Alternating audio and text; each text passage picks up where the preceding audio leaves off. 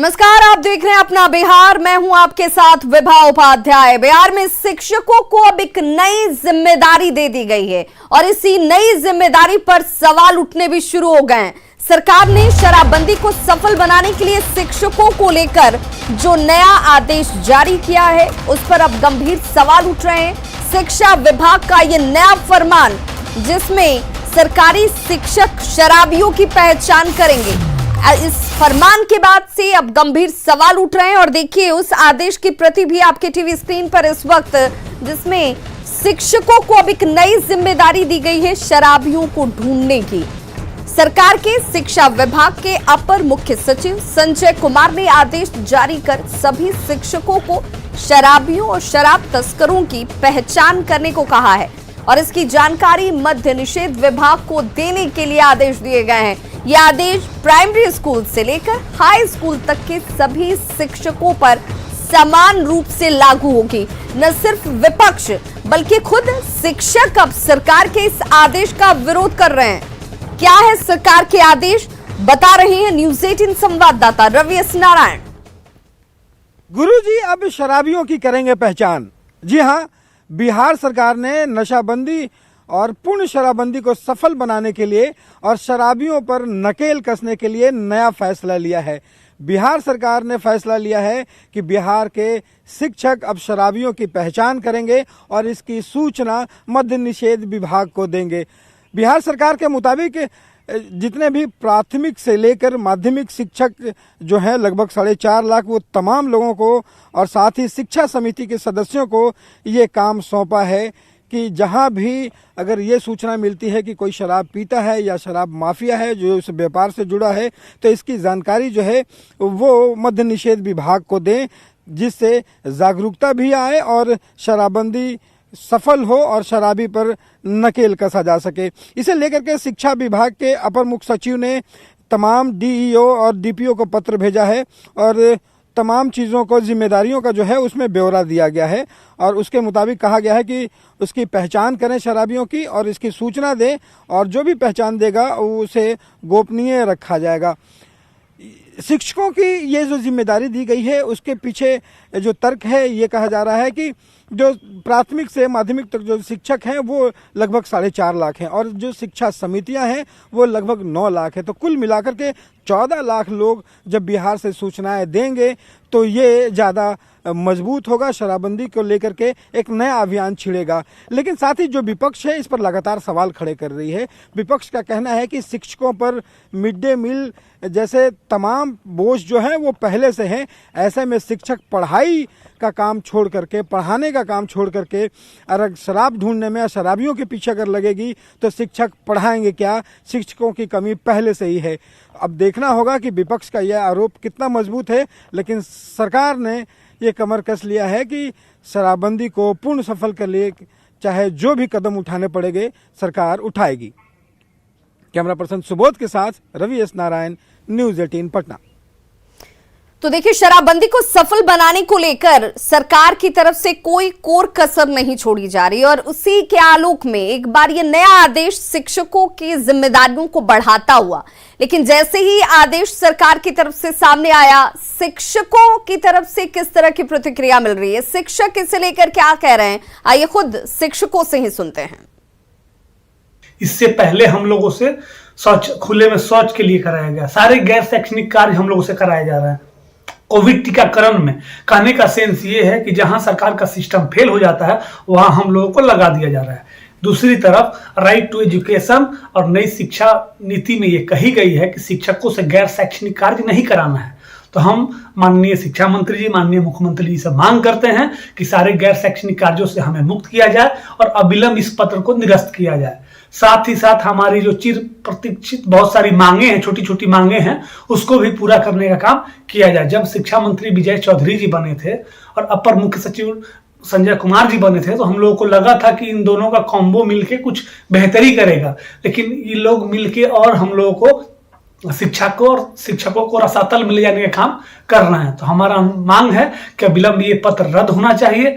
शिक्षक शराबबंदी का पक्षधर है। शराबबंदी के लिए शिक्षकों ने विभिन्न तरह के अभियानों को चलाया, यहां तक कि शपथ भी लिया और बच्चों में जन जागरण अभियान भी चलाया। लेकिन अब निगरानी डिपार्टमेंट का काम करना, गुप्तचरी की काम करना या अपराधियों को पकड़वाने का खड़ा करने के लिए शिक्षकों को समाज के खिलाफ या समाज से दुश्मन बनाने का जो रणनीति शिक्षा विभाग ने चलाया है, इसके विरोध में बिहार के तमाम शिक्षक व्यथित और दुखी हैं। और ऐसे में आपको ये बताना भी जरूरी है, आप ये जानते भी होंगे कि बिहार में शिक्षक क्या क्या काम करते हैं। और अगर आपकी जानकारी में नहीं है तो हम आपको एक बार फिर से बता दें कि बिहार में शिक्षकों के जिम्मे क्या क्या काम अब तक होता रहा है। देखिए, सबसे पहले ग्राफिक्स के जरिए आप देखिए, पहला चुनाव कराना, ये बड़ी जिम्मेदारी, एक बड़ी भूमिका शिक्षकों की अब तक रहती है। मतगणना कराना, जिसमें अहम भूमिका निभाते हैं शिक्षक हमारे। और बिहार में शिक्षकों के ये 20 काम हम आपको दिखा रहे हैं। बीएलओ का काम करना, ये भी भूमिका शिक्षकों की तरफ से अदा की जाती है। जनगणना का काम करना, शिक्षक जनगणना का काम भी करते हैं। बकरी की गिनती करना, अब क्षेत्र में कितनी बकरियां हैं इसकी गिनती भी शिक्षकों के जिम्मे ही है। मजदूरों की गिनती करना, चावल वितरण, लोगों के बीच अनाज का वितरण जो है, चावल का वितरण जो है वो शिक्षकों के जिम्मे है। मध्याह्न भोजन बनवाना, बच्चों को मध्याह्न भोजन सही समय पर पौष्टिक मिल पाए, इसकी जिम्मेदारी भी शिक्षकों की है। मध्याह्न भोजन के लिए अंडे खरीदने की जिम्मेदारी भी शिक्षकों की ही है। 10वां काम देखिए, फाइलेरिया और आयरन की दवा बांटना, नैपकिन बांटना, ये सब काम जो है ये बिहार के शिक्षकों के जिम्मे है। स्वच्छता अभियान चलाना, ये वो भूमिकाएं हैं जो अब तक शिक्षक इनका निर्वहन करते आ रहे हैं। जनगणना अभियान ये शिक्षक के द्वारा किया जाता है। क्वारंटीन सेंटर में ड्यूटी शिक्षक निभाते हैं। मास्क चेकिंग अभियान, बच्चों ने मास्क पहनी है नहीं पहनी है, कहीं कोविड गाइडलाइंस का उल्लंघन तो नहीं हो रहा है। एमडीएम के चावल की बोरी, जो बोरियों में जिनमें चावल आती है, उन बोरियों को बेचने का काम भी शिक्षकों के जिम्मे है। खुले में शौच कोई ना करे, ये निगरानी करने का काम शिक्षक करते हैं। प्रभात फेरी लगवाना शिक्षकों की जिम्मेदारी है। मानव श्रृंखला बनवाना शिक्षकों की जिम्मेदारी। और देखिए, ये 19 नंबर मानव श्रृंखला बनवाना शिक्षक अपनी भूमिका अदा करते हैं। और 20वें नंबर पर बच्चों को पढ़ाना, ये भूमिका शिक्षकों की तरफ से जो सबसे महत्वपूर्ण है। और शिक्षक भी अब ये सवाल उठा रहे हैं कि जो उनका सबसे महत्वपूर्ण योगदान शिक्षकों की तरफ से बच्चों को शिक्षा देने का था, वो कहीं पीछे छूटता जा रहा है। और सरकार को अपने ऐसे तमाम आदेशों को वापस लेना चाहिए, क्योंकि शिक्षकों का दायित्व शिक्षा देना है, बच्चों को पढ़ाना है, न कि दूसरे गैर शैक्षणिक कार्यों में आप शिक्षकों को लगा दें, उलझा दें या फंसा दें। आदेश के खिलाफ प्रदर्शन किया जाएगा शिक्षकों की तरफ से, ये बड़ी जानकारी इस वक्त सामने आ रही है। देखिए, राज्य भर के शिक्षक कल प्रदर्शन करने वाले हैं, उनकी तरफ से इसका विरोध जाहिर किया जा रहेगा। शराबबंदी को लेकर आदेश के विरोध में शिक्षक कल प्रदर्शन करते नजर आएंगे। शराबियों को पकड़वाने का काम शिक्षकों का नहीं है। शिक्षकों को शराबियों और कारोबारियों की मुखबिरी के निर्देश न दिए जाएं सरकार की तरफ से। कल सभी प्रखंड मुख्यालय पर इस आदेश की प्रति को जलाकर शिक्षक अपना विरोध जाहिर करेंगे। शिक्षक नेता प्रदीप कुमार पप्पू ने इसका ऐलान भी कर दिया है। और हमारे सहयोगी रजनीश इस वक्त ज्यादा जानकारी के साथ फोन लाइन पर जुड़ गए हैं। रजनीश, क्या आप शिक्षक पाठशाला छोड़कर मधुशाला की निगरानी करेंगे?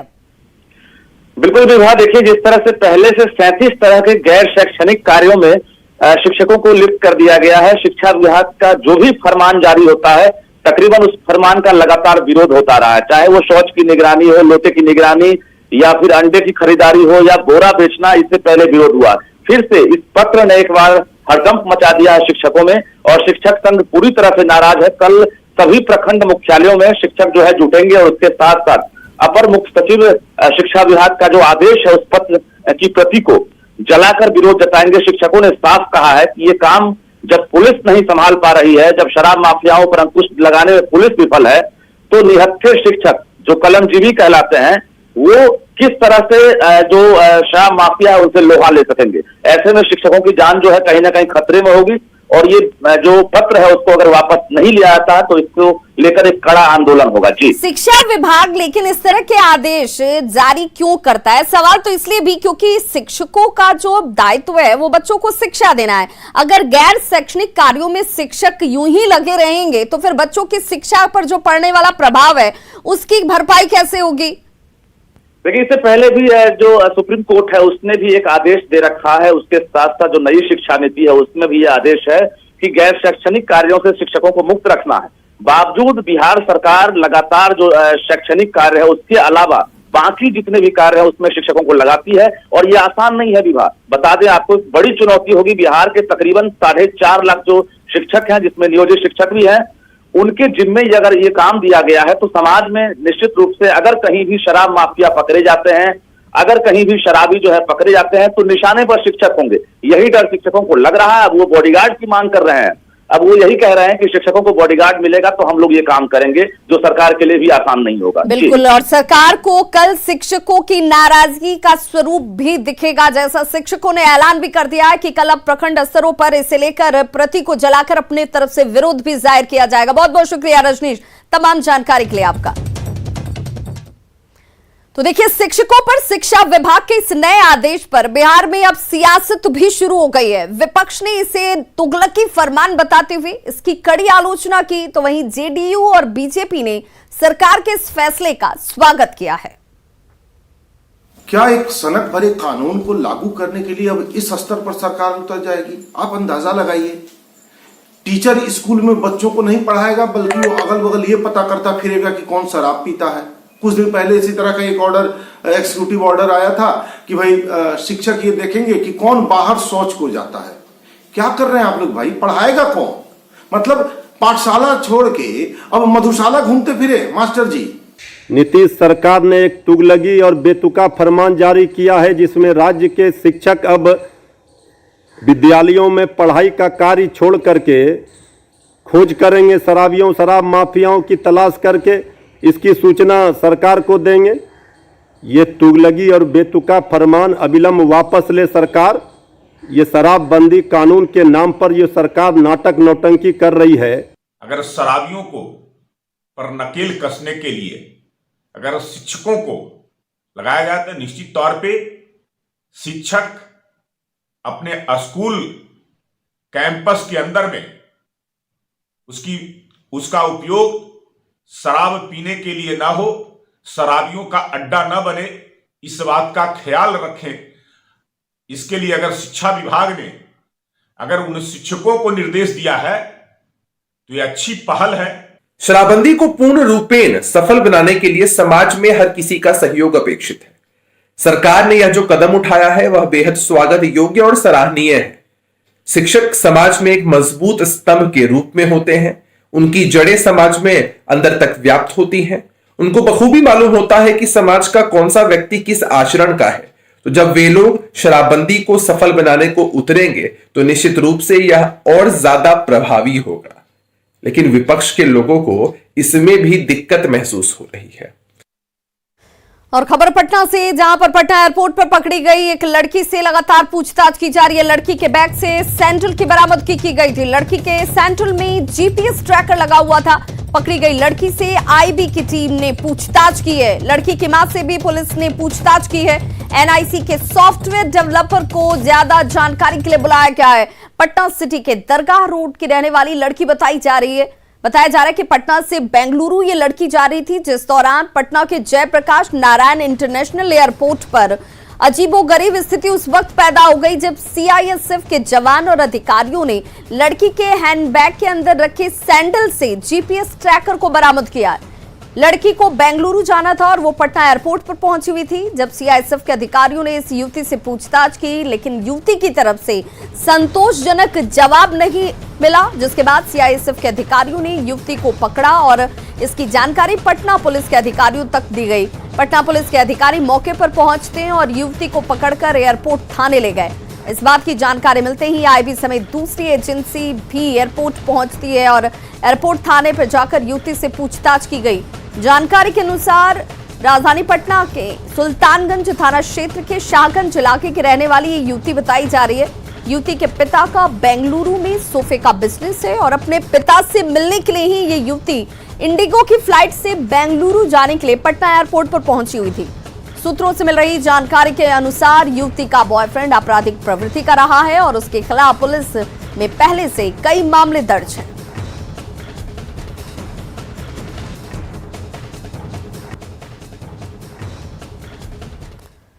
और अब बात ठंड से बढ़ रही परेशानी की। जी हां, पछुआ हवाओं ने राजधानी पटना समेत पूरे बिहार में कनकनी को बढ़ा दिया है। ठंड के साथ घने कुहासे ने लोगों की परेशानी बढ़ा रखी है।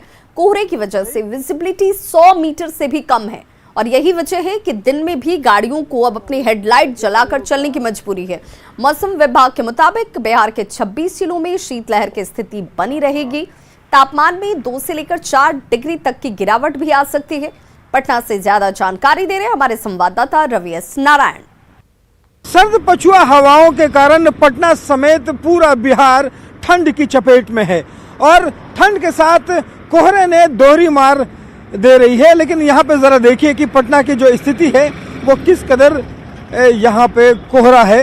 इतना घना कोहरा है कि यहाँ पे विजिबिलिटी जो है वो बामुश्किल 100 मीटर भी नहीं है और यहाँ पे जो गाड़ियाँ हैं वो दिन में भी लाइट जलाकर चलनी पड़ रही है और ये कुहासा जो है वो खतरनाक गाड़ियों के चलाने के लिए है।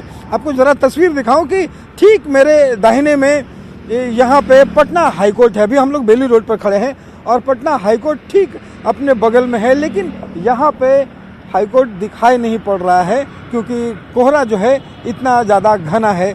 जो लोग जाने वाले इस बार आज ठंड कुछ ज्यादा है। हाँ है निश्चित है। कुहासा कितना ज्यादा खतरनाक है? हाँ खतरनाक तो है, दुर्घटना का संभावना ज्यादा रहता है। हाँ तो ठंड बड़ी है। हाँ निश्चित रूप से।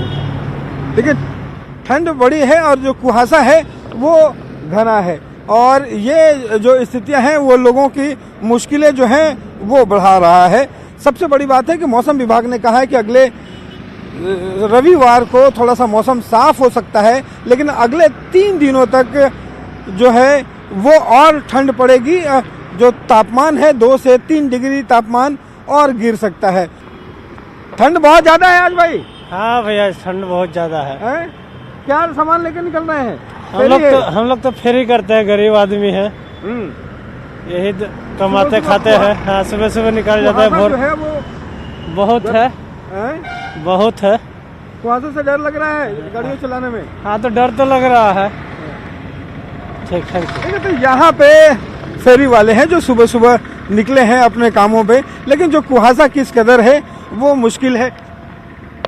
पूरा टोपी लगा के निकलना पड़ रहा है। टोपी लगाने की कुहासा बहुत पड़ रहा है ना, ठंडा बहुत है।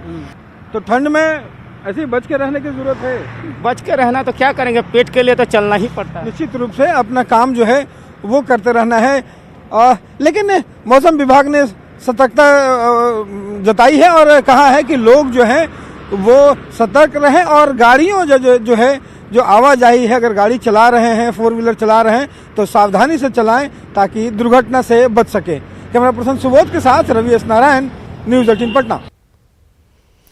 गोपालगंज भी शीतलहर की चपेट में है और सर्द हवाओं ने कनकनी को बढ़ा दिया है। इलाके में ठंड और पछुआ हवा की वजह से लोग चौक चौराहों पर अलाव का सहारा ले रहे हैं। विजिबिलिटी कम होने की वजह से वाहन चलाने में भी लोगों को परेशानी हो रही है। आज न्यूनतम तापमान 8 डिग्री सेल्सियस रिकॉर्ड किया गया। वहीं दैनिक मजदूरी करने वाले लोग ठंड की वजह से बाहर नहीं निकल पा रहे। इतनी बहुत ठंडा पड़ रहा है, वैसे हमने के आग ताप के अपन दिन काटता नहीं सो, काम धंधा लगते नहीं खे, कहूँ जा पाना कि सो ठंडी में अपन अपन बाल बच्चा लेकर आगे तापता नहीं सो। तो वहीं बाढ़ में कड़ाके की ठंड और शीतलहर का कहर जारी है। कोहरे की वजह से हाईवे पर गाड़ियों के हेडलाइट के सहारे ये गाड़ियां देखिए कैसे रेंगती हुई नजर आ रही हैं। तापमान लगभग 2 डिग्री तक पहुंच चुका है और कनकनी की वजह से लोगों की परेशानी बढ़ गई है।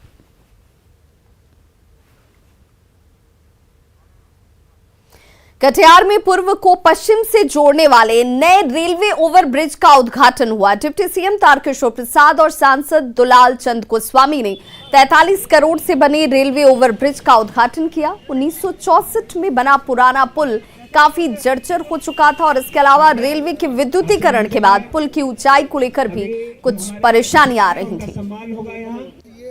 रेलवे आरओबी बनकर के तैयार हो गया और नए साल में कटिहार की जनता को समर्पित हुआ और इसका इनॉग्रेशन में माननीय उप मुख्यमंत्री बिहार सरकार और नगर विकास मंत्री श्री तारकिशोर प्रसाद जी।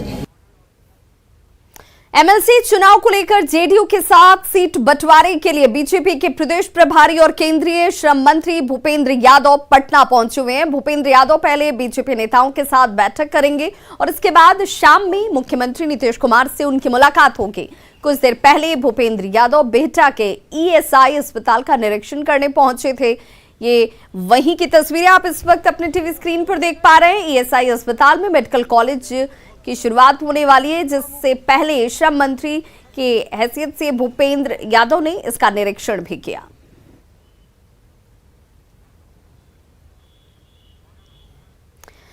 तो खबरों का सिलसिला लगातार जारी है। आप देखते रहिए न्यूज़ 18 बिहार झारखंड।